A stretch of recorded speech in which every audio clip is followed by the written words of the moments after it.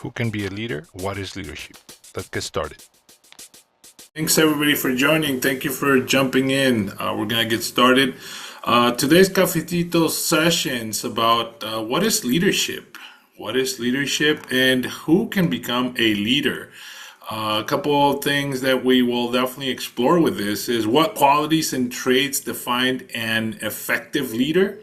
What leadership skills can be learned or are they innate abilities?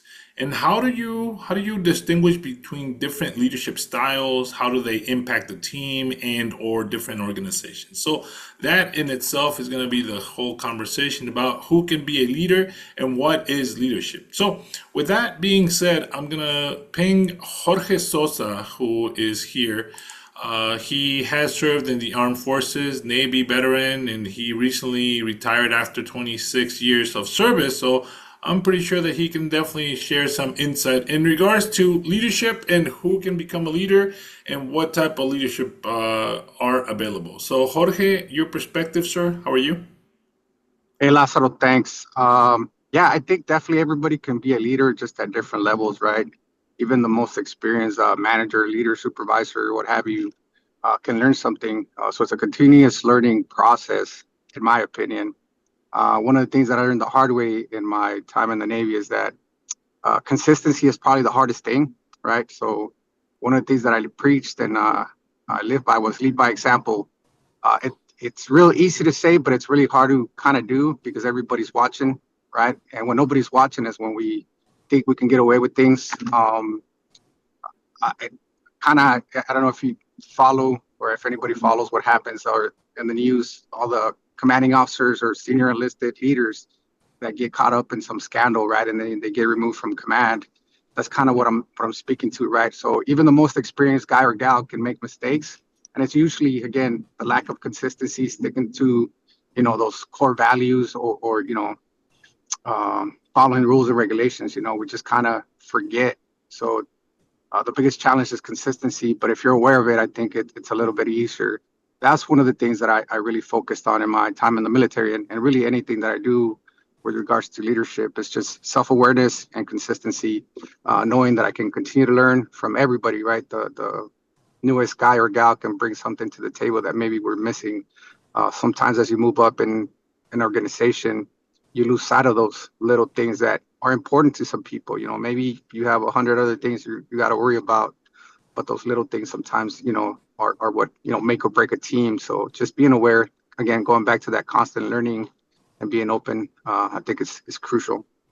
Thank you, Jorge. So having that discipline and being observant and not forgetting the little details and the core values that you have, right? So that's one of the big things that you mentioned, brought to the table. So I'm going to welcome Alex Polo. Thank you for jumping in, sir. It's been a while. I saw you, like 2 weeks ago at the UCSD Triton Leaders. So speaking of that leadership conference, I'm pretty sure that you walked away with a couple key insights in regards to who can become a leader, what is leadership, and one of the key questions that I want you to answer is leadership a learned ability or is it innate? Are you born with it? Alex? Thank you, Lázaro, for this opportunity. Yeah, it was great seeing you at the UCSD event and glad to be reconnected with the university. Uh, so, just to answer your question quickly, to me, anyone can become a leader. I mean, I have been in sales my whole career, and at first I was doubtful that I could be successful because I didn't see myself as a leader. But having gone through sales, I learned how to reach people, how to lead a team. And one of the key aspects of being a good leader is to be part of the team. Uh, Most leaders that fail are because they try to act like a boss, and that does not work in today's environments. You have to be with your team. You have to, I mean, I've seen memes on this as well, that a leader is someone, not someone who lights, fire under your feet, but someone who lights a fire inside of you. And Mm. that's what a leader is.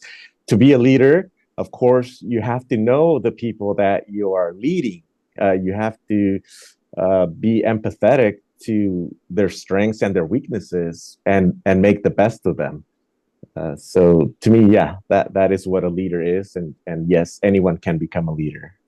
Awesome. So leadership is not necessarily an innate, or I mean, it can be a learned skill.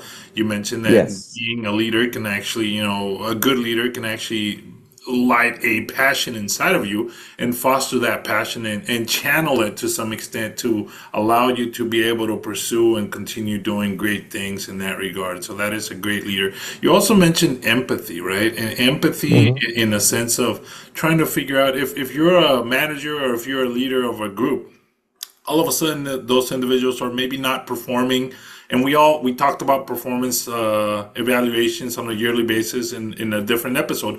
But when that happens, maybe the manager, the leader, is actually looking and saying, what is wrong with this person? What could be going Hmm. on in life? So that's the empathy that you're referring to, right? Trying to see where Yes. they're coming from and what's going on in them.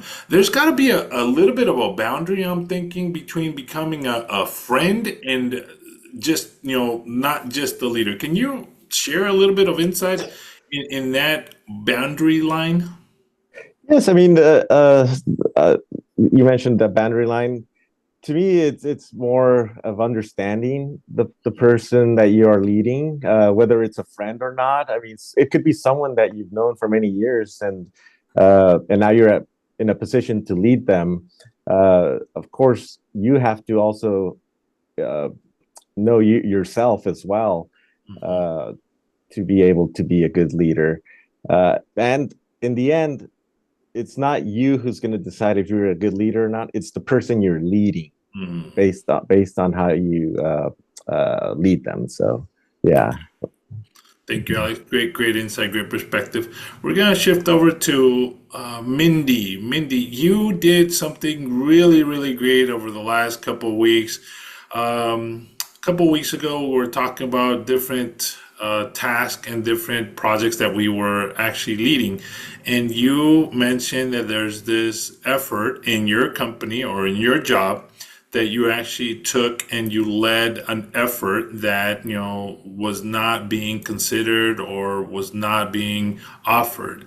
Now, can you talk about that leadership skill and that ability to spearhead a project that maybe others are shying away from, and how does that take a a, a good effect? What is the catalyst and the result of that, Mindy? Yeah, I can definitely share about that because the end result kind of came to a conclusion on Monday. Mhm. So I've been doing a lot of work with digital engineering. So I'm a systems engineer. We do a lot of requirements and traceability because I work for Sandia National Lab, so nuclear deterrence. So when it comes to risk, we are a very risk averse company. We have to have a lot of worst case scenario analysis.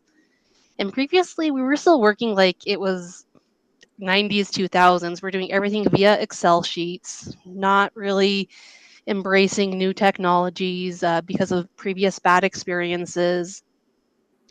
And so I worked with a couple of different engineers to really just get it off the ground and say, let's start using this tool and show teams that it's easier to use, right? So I didn't have a lot of influence over these other teams. I just started doing what I called them. I was like, we're just going to do immersion and exposure therapy. We're going to start small. I'm going to utilize the tool as I bring it up and just get teams used to seeing an interface and just build confidence in that tool's capability with other teams. And so over the past 3 months, more and more teams have gone to utilizing this tool and doing more and more work in this tool to the point it was brought up to the directors of our company. So really high visibility leadership of what we were doing. And so we did our demonstration of how we were using that tool with our lower level assemblies, upper level assemblies, how we're able to work in unclassified environments and classified environments to have that same database between the two with really great success. And the result of that is the rest of the nuclear security complex is going to implement our tool fully across every single component and device that we create for a nuclear weapon. And so that's going to create just traceability for requirements, and we'll actually be able to share with our production agencies as well, which is a huge win, which means less rework on their part, more traceability, more mistake proofing, because they would just re-import our documents into their system. By doing this, they'll actually be able to have access to our revisioning system and authorized source of truth, and do way less work and go right directly to core work. Awesome. Awesome. Thank you. Thank you, Mindy. Follow-on question for you. What qualities and traits define an effective leader from your perspective? For me, it's not being afraid to fail.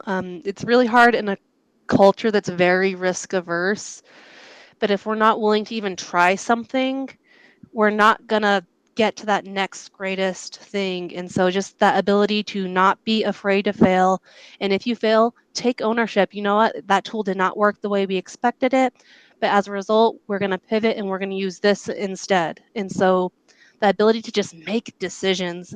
It's okay to make a wrong decision, but you need to be able to make a decision to be able to get that data feedback loop to get better. And that's usually where I see a lot of engineers in particular. They'll get real cautious, especially in defense and Department of Energy. They'll get real cautious, like, well, we've never done that before. We've never put this type of FPGA in space. We've never done this. And oh, we've always used VHDL instead of Verilog when doing tests. And so really just not being afraid to fail and try and just bite-sized pieces to prove capabilities out. Thank you, Mindy. Great insight. I'm going to share with the group here a couple definitions and leadership styles that I found. Democratic leadership. This style requires the leader to involve team members in decision making. Some of the strengths for this particular democratic style are encourages the collaboration and builds the trust and fosters innovation. Some of the challenges for this, it can be a little bit slower when some of the quick decisions are needed. However, it's a democratic leadership style, so that really allows team members to voice their opinion, their concerns. The other one that I want to also share, there's two more. One's transformational leadership. This particular style requires and or allows the leader to inspire and motivate others with a shared vision and high expectations. Some of the strengths for this, it really drives innovation, it drives growth, and it strengthens the team commitment to the vision and the mission of the project or challenge in scope at hand, right? Some of the obstacles and or challenges for this transformational leadership are it really requires high energy and emotional intelligence to sustain. So this goes back to what Alex Polo was mentioning about leadership being empathetic and being able to read people. So that's a transformational leadership. And also lighting that fire inside of individuals to continue moving and generate that passion. The last one that I want to talk about is transactional leadership. This particular style is based on structure, rules, and it's a little bit of a little bit rigid because it's already set in stone, written in some sort of policy. It does foster rewards, and it does have a little bit of punishments, if you could call them that. Some of the strengths for this particular one is it creates clarity, accountability, and efficiency. The challenges for it is it may limit creativity because it's written in stone. There's a written policy, so some of the long-term motivation is not maybe in store for this particular transactional leadership. So those are three different styles that I found, and they seem to be more of the norm that I've seen across corporate America and corporations that I've actually had experiences with. And some of the individuals that actually work in those and are leaders for those, they fall into one or some of those particular styles. And that's why I wanted to bring it to people's attention here. So with that being said, Mr. Mike Cruz, thank you for joining us. I don't know if you can turn on your mic and share some insights and thoughts about the topic of today. Oh, yeah. Look at that. Yes, sir. I think all those management styles that you mentioned, I think we have to do a little bit of each one. Hmm? You have to be a little bit of each one of those to be successful. And I agree with everything that's been said so far. For me, my takeaway for leadership development was when you become a leader, you may not know it. I became division director of the microwave lab in the lab that I work, and I used to go to these research meetings at NBS, and I was planning to go to another one, and the young engineer came up to me and says, "No, you don't do that anymore. You take care of us. I get to go to those technical meetings." Mm. So understand when you do become a leader, you may be pushed into a program role or a group role or whatever, and all those little bits of leadership style will come into effect. The two takeaways that I have for my leadership style was respect the people that are working for you, and I like the term that I think somebody said that I never liked being called the boss. I wasn't the boss. I was one of the group. I was one of the part of the organization. So respect your workers, and you have to give them two things. You have to give them knowledge and information about the tasks that they're going to do. You have to train them. You have to give them ability to pull down research papers, documents, information, technical, whatever. You need to give them the training. The second thing is you need to give them the facilities, the equipment, the whatever supplies they're going to need, because a lot of time they'll say, "Hey, I need this and that," and that's budget, and that's money. So you need to have enough money and budget to supply your workers with whatever they need to do to be successful, and that's your job. Your job is to make them successful and be part of the team. So everything that's been said before is all applicable. uh, uh, for me, my leadership style is I just let people do what they needed to do, and whenever they needed resources, that was my job, was to apply them resources, the facilities, the equipment, the technology, the training, the money, whatever. So as a manager, as a leader, uh, that's not involved like in a working team, that you may have subordinates below you. My job was to supply them with whatever they need. Thank you, sir. Thank you for that insight. Moving over to Isabella, she has a question in the chat, and she's asking about. Let me read this. Has anyone here been in a leadership role as a student for a student organization before? I am an officer for my ASME student section and have been trying to come up with events, workshops, info sessions in preparation for the fall semester. She wanted to know if there's any advice for leading a student organization since the current president is graduating soon. So now we're shifting over to a little bit of the student organization, and this falls really hand in hand with this particular organization as well. SHIP, SHPE, Society of Hispanic Professional Engineers. It's for the most part, it's a voluntary role, right? If you fall into any of those categories, into any of those boards at the professional level or the student level. Yes, Mr. Mike Cruz. Yeah, that's Isabella. That's an interesting thing. First of all, hopefully there's a transition meeting that you have from your past president to you, because you need to be handed over all the information, all the past events and workshops and whatever that has been available. Hopefully there's a history that you can pull from and learn from. So don't go in cold turkey. Hopefully that's not the case.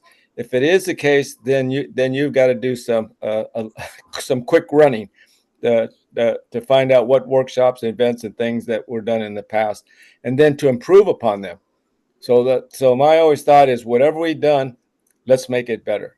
So hopefully there's a transition meeting that will go on between the old presidency and yourself in the new officer role. Hopefully you don't have to go in cold turkey. Thank you, sure. Appreciate it.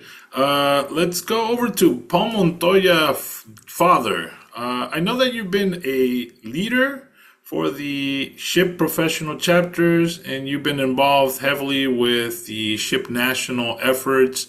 Can you share your perspective to answer some of the questions that maybe Isabella has brought forward, and or also share some insights in regards to leadership in general at the company, at a industry level, and possibly an organizational level? Yeah, thanks. I always say your name wrong. Lazaro. Lazaro. Yes. Lazaro.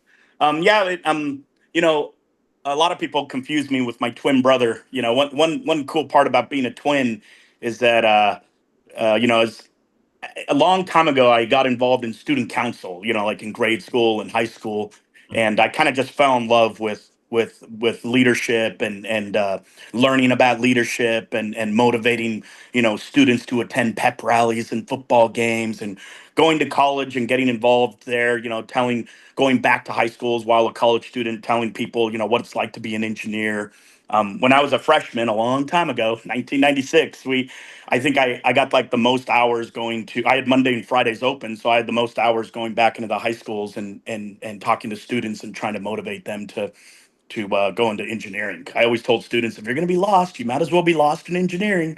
Mhm. And but in terms of one of the things leadership is a great topic. I have kids now, as you know. Paul Jr. just graduated computer engineering last year, and he kind of inspired me to go get my master's. And I wanted to get a master's in leadership, actually, a PhD in leadership.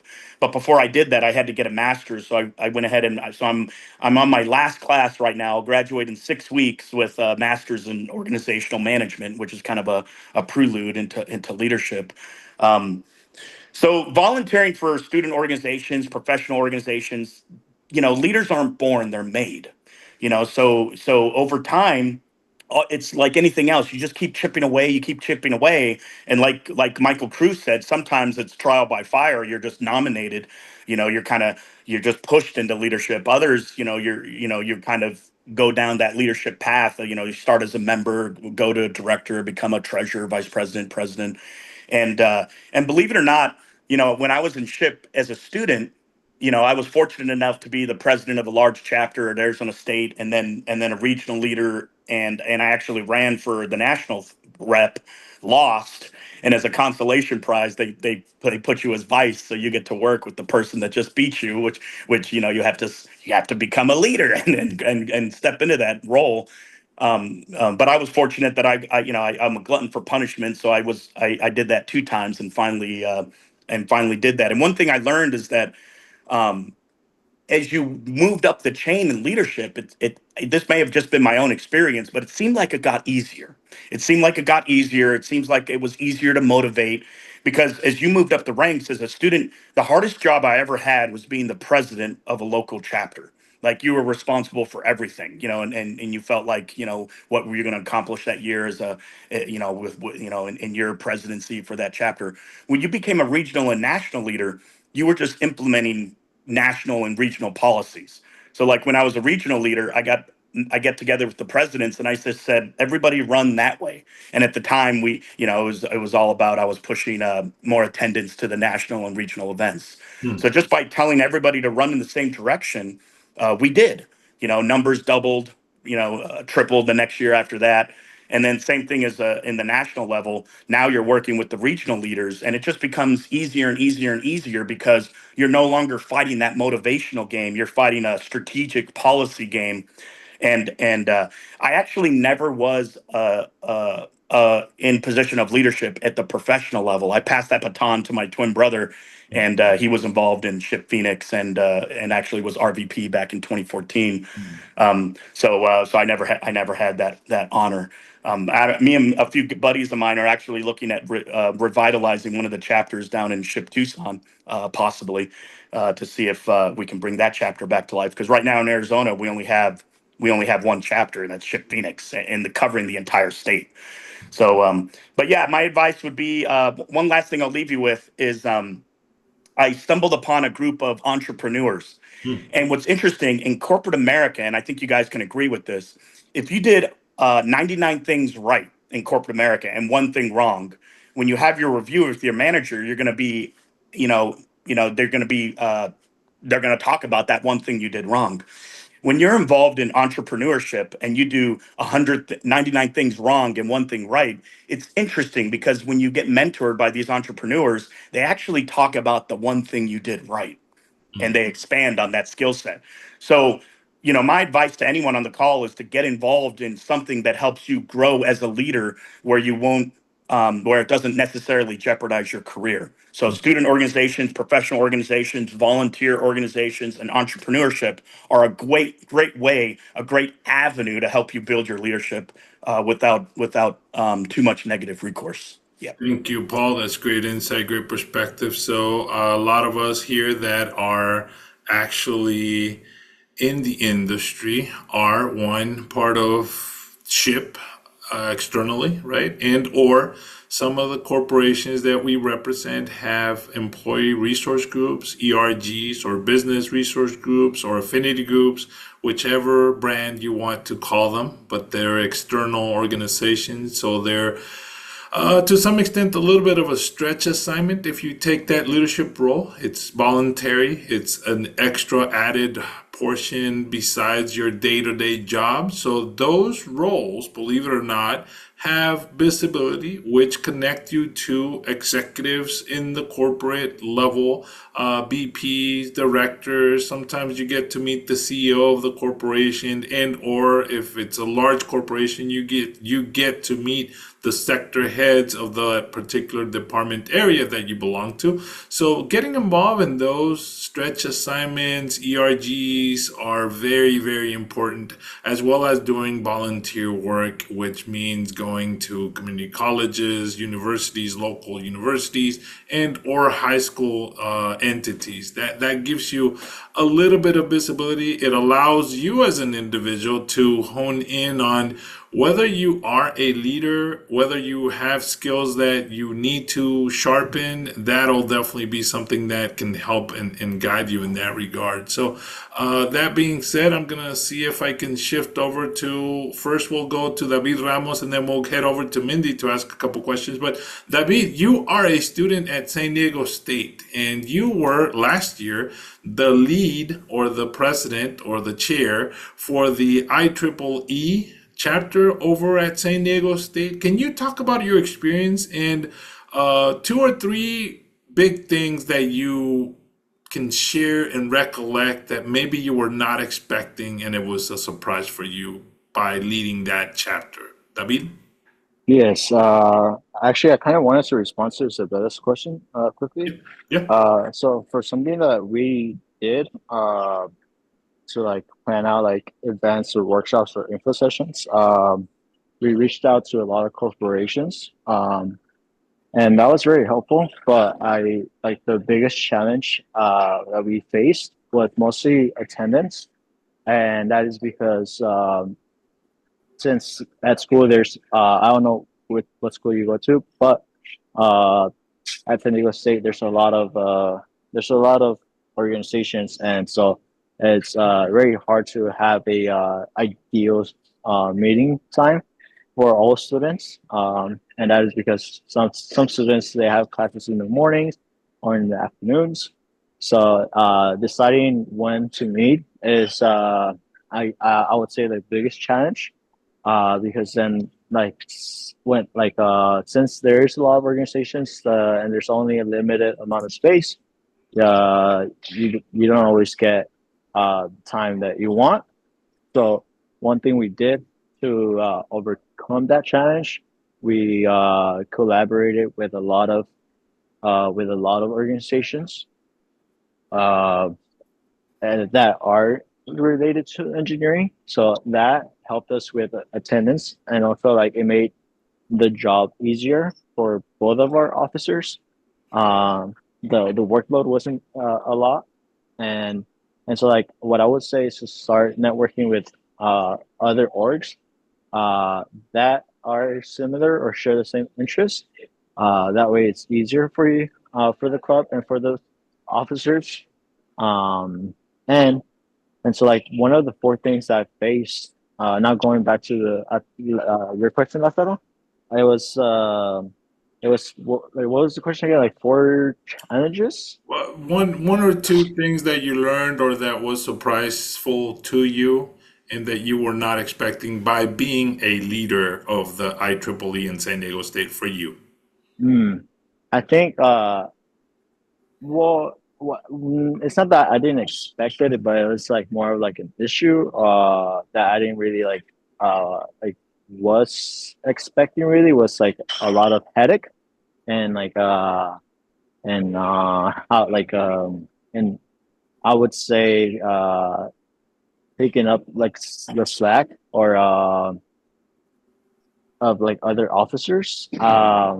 And I think that's something that like any team is gonna have, where like not every officer is going to be the best, but you have to overcome and you have to like work with them. Work you have to work with what you have, and so like because you also don't want to ruin a relationship within the team. I think for me that's what I learned. Like where whatever if like if the other officer or partner isn't doing their job, you don't want to ruin a relationship Mm, because you never know if you're going to work with them in the future or if it's going to affect the other officers or if it's going to cause like a separation. mhm, So even if there's like like a case like that, the best thing to do from what I learned is to just work with them and to try your best to still cooperate and at least like do your part, you know, like not like that's all you could do. Like you gotta know you know that you did your part and that's what matters the most. Thank you, David. That's great insight, great perspective. We'll head over to Mindy and then we'll tag up with Jorge to talk about relationships. So, Jorge, if you can remember that topic, that'd be great. Mindy, can you share some insight and perspectives about being a leader within the industry as well as an external leader with either student organizations and or professional organizations? Mindy? Yeah, I can probably talk extensively about that, so I'll try to keep it short. I'm really highly involved in my community, not just SHIP, but other nonprofits in the community, partnering with different schools, and then just staying really active in my work community as well. I'm like, I'm not going to lead something. And then all of a sudden, before I realize it, I'm leading something just because we find a passion project and we want to get it up and off the ground. Things I didn't expect in my career. So I did a lot of lateral job moves. So I think this is kind of pertinent for students, especially on the call. So I was a electrical engineer, a manufacturing engineer, then systems engineer. And I really developed those skill sets while co-building leadership skill sets in my nonprofit world. And about 4 years, maybe it's 5 years, about 4 or 5 years ago now, right? I really wasn't seeing those big pay increases, right? Because I did a lot of lateral job movements, but then by developing all of those skills, I made a huge jump. I mean, I made like a 70K jump in terms of raises by developing all of those parallel skills. And so you might not realize that as you're building, like leadership isn't just like this ladder that goes one step, this step, this step. Sometimes it's building lateral skills in addition to skills that challenge you in different ways. And so those things that you might not think about that you're developing, right? It's a safe place to learn how to do presentations in a nonprofit that helped prep me for my demonstration in front of CEOs and directors because I was able to get that skill set in my nonprofit life to build that set of skills that translated directly to work and being effective at work.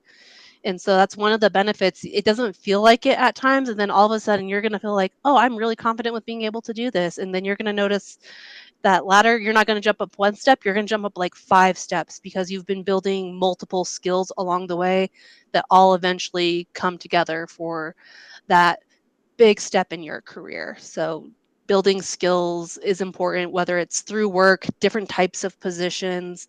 Sometimes it's not about going engineering 1, 2, 3. Sometimes it's switching areas because now I have a much better understanding of the entire product life cycle. I'm a subject matter expert and can inform on every part of the life cycle, which gets me better opportunities for various leadership positions. And so I enjoy that. That might not be for every person, but I enjoy understanding and leading those. But some people really enjoy deep technical knowledge. So just figure out what that is for you, because if you want deep technical knowledge, going that 1, 2, 3 route, really developing those skills could be more beneficial. So figuring out what you like is important too.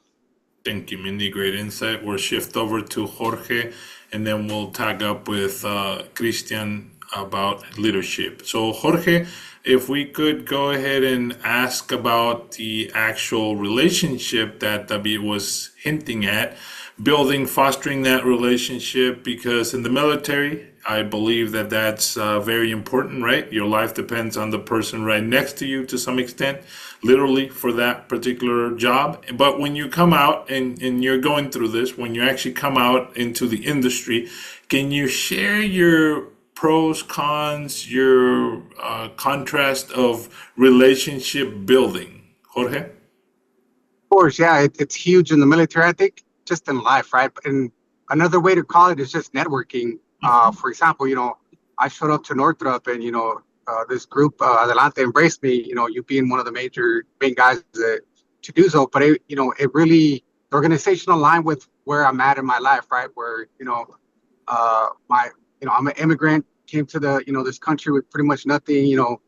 Worked my way up the ranks in the military, and got my education, and I was able to step into a nice, comfortable job based on my not just educational background but my military experience. And again, but the biggest point is shared values with this organization.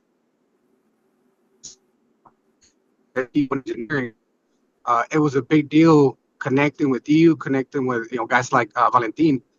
It's just networking, taking care of those relationships by being present, being available. It's a give and take. You can't expect to just take, gain. And I think a lot of what everybody else has shared is using some of that volunteer work, some of the nonprofits to grow. I mean, you really are helping make things better, but you're also taking something from it, right? Whether you realize that or not. Just a simple chat for the being able to share our experience for the some of the older guys and gals, and even myself learning something new for the corporate world. Having 26 years in the military, I was very rigid, a very transactional leadership, by having to step in and move it to what I've learned is situational leadership, where it's very different. Not everything's in black and white.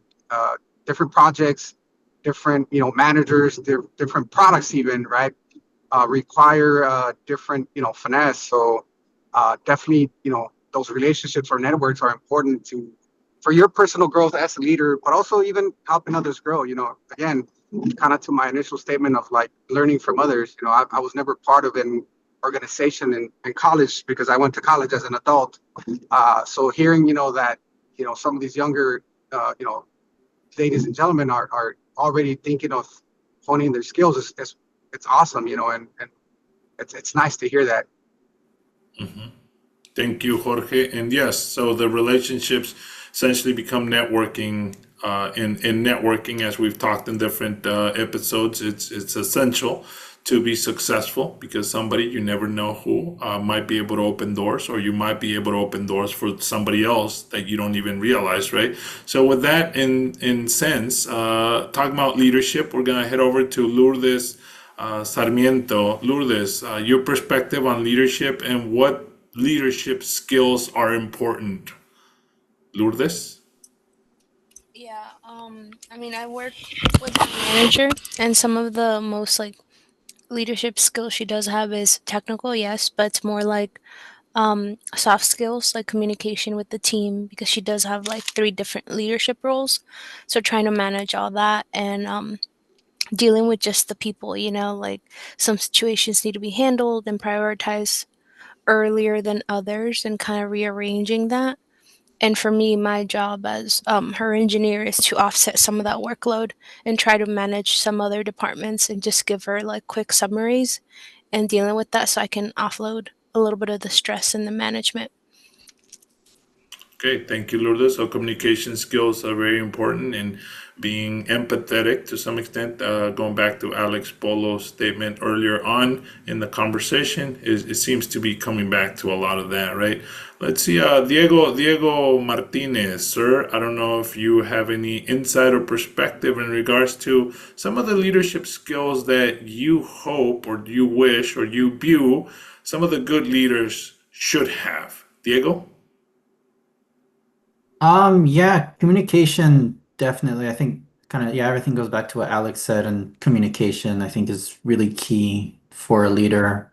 And then also, being able to listen to the needs of, who you're leading and the needs of the team and make sure that they have everything. So those two qualities make a great leader.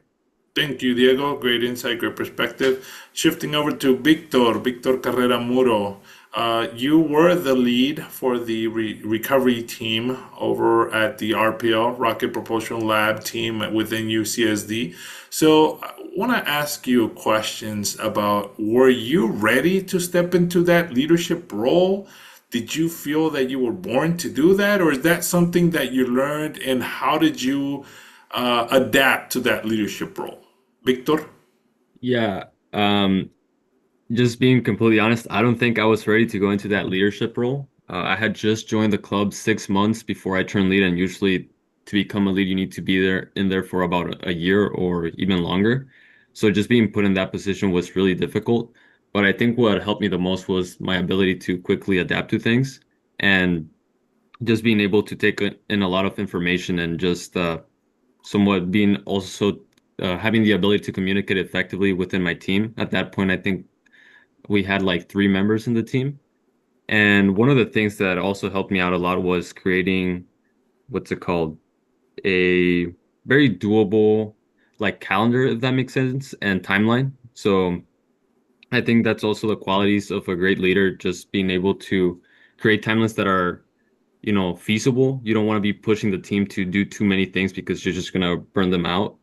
And yeah, I think that was a huge contributor to being a good leader. So you adapted quickly. You started embracing the role, and did you ask for help? Did you seek mentors? Oh, absolutely. Yeah, I had 2 mentors. So one of them was my previous lead. He had to step down for his own personal reasons, and there was the lead before him. And I mainly asked help with the technical side of things because there were just, like I mentioned, a lot of technical gaps that I didn't know about the particular system that I was working on. So, being able to reach out for help, that was like at first it was kind of intimidating because, these were upperclassmen, some of them already had graduated. So just being able to take that first step saying like, hey, I need some help. Do you mind helping me? And, these people, they were students at one point and they were in my shoes, so they were very happy to help. Okay, thank you. And that goes to show, just I brought that question up to Victor because every single leader that you meet probably has one or two or more mentors that they confide in, ask support and questions about what should I do, the bounce ideas off of them. And it's not only one person, it's different individuals. I've heard it be called board of directors for your mentorship efforts, right? So you could definitely go ahead and reach out to different individuals that have different strengths that you admire and say, hey, I'm going through this issue, this situation. What should I do? I'm thinking about doing this. Present the situation, present your approach to it, and hear their perspective and have a conversation about that perspective and the tactic. And all of a sudden, you're going to be enlightened to some extent. Does that work for me? Should I really do that? Maybe I modify it a little bit and do a pivot on a little bit of that, but it eventually brings more clarity to you and it validates the thought and the train of thought and direction that you're following and pursuing. So if you pay attention to any leader that you look up to or that you see, you'll definitely find behind closed doors, behind the scenes, that those individuals actually reach out to other people. Going back to Jorge Sosa's comment about networking, that's part of the networking effort, right? Because those mentors, those board of directors see you in action, but they're working with you one-on-one, and they can definitely be advocates for you later on. If you're part of an ERG and they know how you work, how you operate, for this particular stretch assignment effort, they might be able to refer you to a different position, for a different manager role, for maybe even put your name up for a director role within the company. And now your leadership skills are actually going to shine and definitely get paid for the job that you're doing. Going back to Mindy's comment, she refined those presentation skills, problem solving skills in the nonprofit area, and all of a sudden that got paid more at the end of the day with her day-to-day job, because she had accumulated all those skills. So with that, we're going to go around the room. Paul Montoya, any comments, any additional thoughts or insights that we maybe not covered? No, I was just looking at Isabel's question. Increasing membership. Again, back to my college days, Arizona State was also a large commuter campus, and one of the reasons why when you visit a school like Notre Dame or Alabama, you kind of get shocked because you're like, wow, this college culture, I could get used to this. The way they are in these other atmospheres. Arizona State, big commuter campus, so we don't care about rivalries only 1 week a year. Whereas the U of A, for example, they hate us year round. It's kind of funny. But in terms of what Isabel's question was, hey, how can I increase membership? The example I always like to use is, when you do have your general body meetings, tell those members that do get present, go, hey, you guys want an idea on how to triple our membership? Go, yeah. How do we do that? Everyone's who's here today's meeting. Next time you come, bring somebody on each hand. And boom, you just tripled your membership. A non-member, future member. But little ideas, examples throughout history. I didn't used to like, when I was younger, I didn't used to like to study history. It's like, what's the point of this? And as you get older, you start realizing history is so important, because you get so many examples after examples after examples about not having to reinvent the wheel. So I was just kind of looking up the stories on how when Cortez sailed from Cuba in 1519 or right around that range to motivate his men when he landed in a faraway land, he scuttled his ships, to motivate the people he was with, that there's no going back. You can only go forward. You can't look back. And we all love those NBA stories. I'm from Phoenix, so when the Chicago Bulls and Phoenix were playing in the NBA championship, it was Game 6. The Bulls were ahead 3-2. Jordan didn't want to make it to a Game 7, so he told his team, "I'm only packing one suit, one tie, one outfit, because we're going to get this game done. We're going to get it done in Game 6 and not lead to a Game 7." And they ended up winning by 1 point. So it's little examples like that of little small things you can do to help motivate people around you. And if you just kind of latch on to those examples after examples after examples, I love the visionary example where, hey, make a outrageous goal, shoot for the moon. You may miss, but you'll end up amongst the stars. Yeah. So that's all my advice is. Well, Thank you, Paul. Great insight, great perspective. Alex, Polo, any final thoughts? Yes. So everything that was said here is true. Again, I go back to the original question. Anyone can become a leader. Don't be afraid to ever be put in a leadership position. I almost, missed a great career opportunity, because when my boss first approached me to lead a sales team down in Mexico for a company I work for, I said no. And he insisted 2 more times after that, and I told him no again. And then finally I said, wow, this guy sees something in me that I'm not seeing, so maybe I should give it a shot. And I was just 3 years out of college back then, but it was the best decision I ever made. And now my career is shaped around this sales career. And I love it. I love the networking. I love meeting new people every time. I enjoyed my first time being at here with you guys and getting to hear all of you. And I will continue to join these meetings more. So thank you, Lázaro, for inviting me. Thank you, Alex. Great insight, great perspective. Mr. Mike Cruz, any final thoughts? Yeah, I'm always thinking.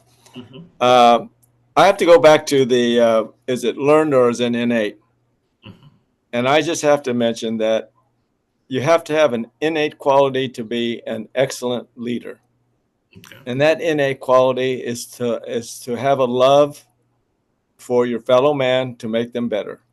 You have to have a love to want to help them. You want to have a love to work with them. And that's something that you don't learn in the workplace. It's probably instilled in your life as you grow up with your family, your community, whatever. So I think if I think the excellent leaders have the innate quality of love for helping and working with other folks. And it's about them. It's about making them happy and it's about making them succeed. So I think about that as you take on your leadership roles. Are you loving what you're doing, working with other people, making successes? If you enjoy that, you can smile. You can pat yourself on the back, smile to yourself, and say, "Hey, we're succeeding." And always have a love for your fellow man on doing better.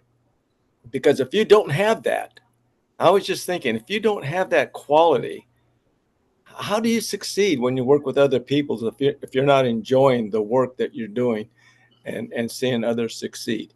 That has to be difficult. I mean, you can manage without that innate quality, but if you don't have it, I think it's going to be very, very difficult. Yeah. Thank you, sir. Great insight. We're going to head over to Jorge Sosa. Any final thoughts, sir? Yeah, just real quick, when you were defining, the leadership styles, you talked about transitional leadership, and you said, punishment, right, was one of, I think, the keys of it. I don't like that word. I like consequences, right? And the reason why I bring that up is because, in the military, again, that's most of my experience was a lot of sailors that found themselves getting in trouble, and even leaders would always find excuses as to why, the system or the rules or things had to change. And, although some things needed to be updated and the military has come a long way in some of our old, traditions, rules, regulations, whatnot. At the end of the day, these individuals made conscious decisions to, disobey rules and regulations. So they were consequences of their actions. And that's a big thing for me, right? Like I'm a big, you made your bed, you sleep in it. And that, goes across the board as a leader, as a follower. So again, as for everybody, as you're going through life, whether it's professional, personal, and, you're making decisions, just understand like it's consequences, right? If there's a policy in place that maybe doesn't work, it's not right. Yeah, there's ways to go about, changing, updating. Uh, and if you choose to go against it, understand that you're making a conscious decision. It's a consequence.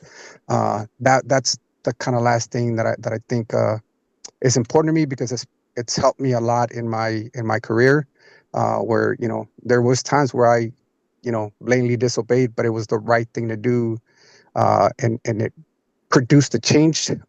Sometimes it did, sometimes it didn't, but I knew what I was doing, and I was willing to live with the consequences of my actions. I didn't take it as a punishment when it didn't work out. Again, it was just a consequence of deliberate action, knowing the rules and regulations and not following them. Thank you, Jorge. Yes, thank you. That's great insight. There's consequences to every decision that you make, and life is not immune to that, right? So thank you for sharing that insight. Mindy, before you take off, any final thoughts or insights that you want to share?